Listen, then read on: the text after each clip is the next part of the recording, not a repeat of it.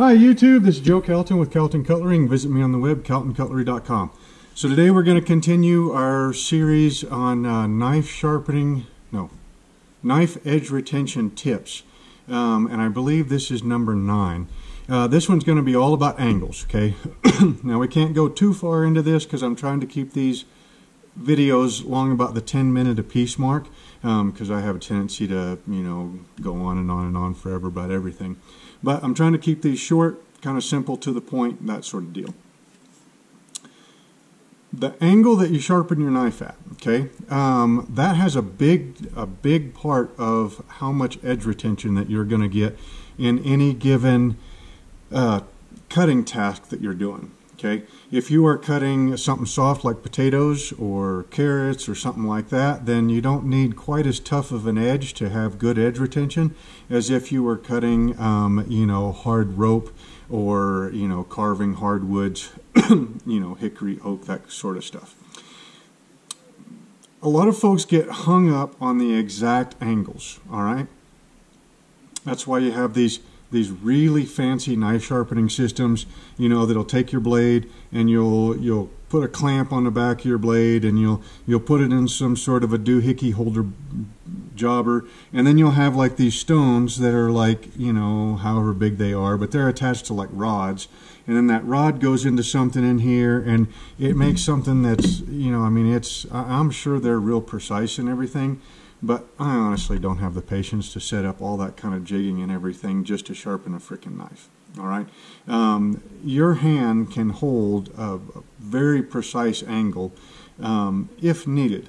Honestly, I don't really think that it really matters all that much. I mean, if you're within 5-10 degrees of the angle that you're trying to set, honestly, I think that's close enough.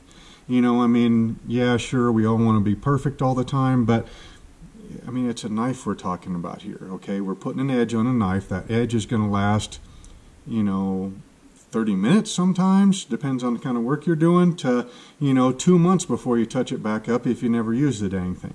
A knife edge is a very consumable thing. It's only going to be with you for a little while. Yes, practice, try to make the most perfect edges you can, but don't get too worked up about it.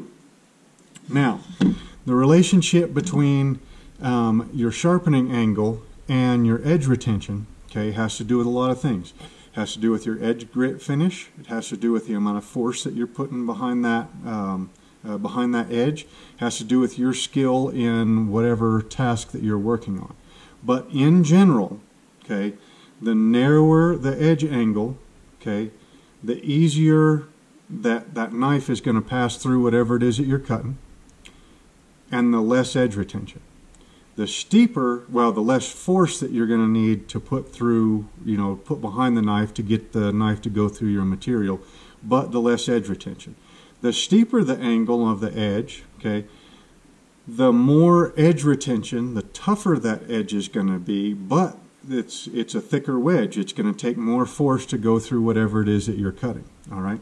Now, if you take this to extremes, that thicker edge can provide enough resistance to get into your cut that you're really forcing that knife through stuff, and that extra force starts dulling the edge. Okay. On the other hand, if you've got a real narrow edge and you start getting into sideways force on that edge, that real narrow edge might not be able to maintain that. So, like I said, I don't really get hung up on the angles, the precise angle as much as it is, because it's just a temporary type deal. But I picked a chef's knife because it's real easy to see on camera. And we just got a regular sharpening stone, whatever. Ooh. Okay, so that's flat, right? At this point, you can, if you look real close, you can see the edge actually is not touching the stone, all right? So if you rock it down, now we're on our blade bevels here, and you lift it up, that right there, right about there, I can feel the flat where this knife is sharpened at, okay? So the difference between this and this could be enough to change your edge retention dramatically, all right? The I always say the narrower you can go, the better, okay? So when folks are asking me what angle to sharpen their knife at, I always suggest to go as low as you possibly can. Just lift that spine up just high enough to where it's clearing, you know, to where you're sharpening the knife, but you're clearing the finish that's on the blade, okay? If you get a couple of scratches on the finish, honestly, in my eyes, that's just about perfect, okay? But a lot of people don't like scratches on their finish. Sharpen your knife at that low edge angle, okay? Now, it might take a little while because you've got to remove the shoulders of the edge to get a nice, you know, narrow edge angle. Now, use that knife in whatever task it is that you wanted that knife to do. So a chef's knife, you would start with a nice low edge angle, and you would cut things that you would normally cut with a chef's knife. Potatoes, carrots, steaks, chicken. Try to stay away from bones because bones are going to add extra stress to your edge. If you set an edge up to where it will handle bones, then it won't handle soft, well, relatively soft, you know, carrots and potatoes and steaks and all that kind of stuff. It won't go through them as easy as what it could because you put an edge on it to withstand bone. All right? You put an edge that's optimized for carrots and potatoes and celery and all that kind of stuff, and you put it into bone, then likely you're going to take a little bit of edge damage. Anyway, sharpen the knife at the low edge angle that, you know, to start off with, and use your knife. Use it and use it, just use it like you normally would. And then, you know, you might even write down the date that you sharpen the knife. Now, when the knife finally starts losing its edge, when the knife has lost its working edge, and now you're having to force the knife through everything because the cutting edge isn't working anymore, think back to yourself. Say, okay, well, did that edge last as long as what I wanted it to?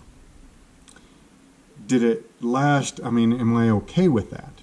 If the answer is yes, that edge lasted a reasonable amount of time, then go back and sharpen the knife at that same edge angle and, you know, live happily ever after. If the knife did not, if that edge did not last as long as you wanted it to, okay, then, you know, raise your spine up another 5 degrees, okay? Or if you're, you know, you don't really care that much about measuring angles, if you say, okay, well, right there is where I can feel that edge angle, okay? Because remember, you've got 3 flats on this knife, okay? You've got, well, this one you can't really tell. This one you can, okay? So right here, this patinaed part, that's flat, okay? So that is parallel to that, all right? Now, the shinier part, okay, that is your blade bevels, okay? And then the last part where your edge bevels are, when you put that on a stone, there's flat, you can feel that it's flat. You rock the knife to the side, you can feel, okay, well, that's your blade bevels because it won't move. As you raise that edge up, or that spine up a little bit more, you'll be able to feel the flat of your edge bevels, okay? So once you feel that flat, just tweak it just a little bit more. And that's that might be all it takes. Sharpen the knife at that little bit higher edge angle, and then go ahead and use the knife, you know, for whatever you were going to use it for. And then when it goes dull again, think to yourself, okay, well, do I need to raise it a little bit more? Or is it good? Or should I lay it back a little bit? And your knife and your hand will get used to each other and the stone, and you'll kind of get the feel of, okay, well, this is what this edge can do at this angle. This is what it can't do. And then, you know, as you keep using that knife and you develop your relationship with it, then, you know, it won't take long before you'll decide, okay, well, this knife, I want a little bit steeper edge angle. This knife right here, I want a little bit lower edge angle. You know, my paring knife, I want an extreme low edge angle because, you know, I'm, you know, spend a lot of time doing delicate work with it, and I need a finer edge like that. So anyway, so your edge angle can make a big difference in your edge retention. And the only person that can tell you your perfect edge angle is you and that knife working together. So again, this is Joe Calton with Calton Cutlery. You can visit me on the web, caltoncutlery.com. Hope you enjoyed the video, and we will see you next time.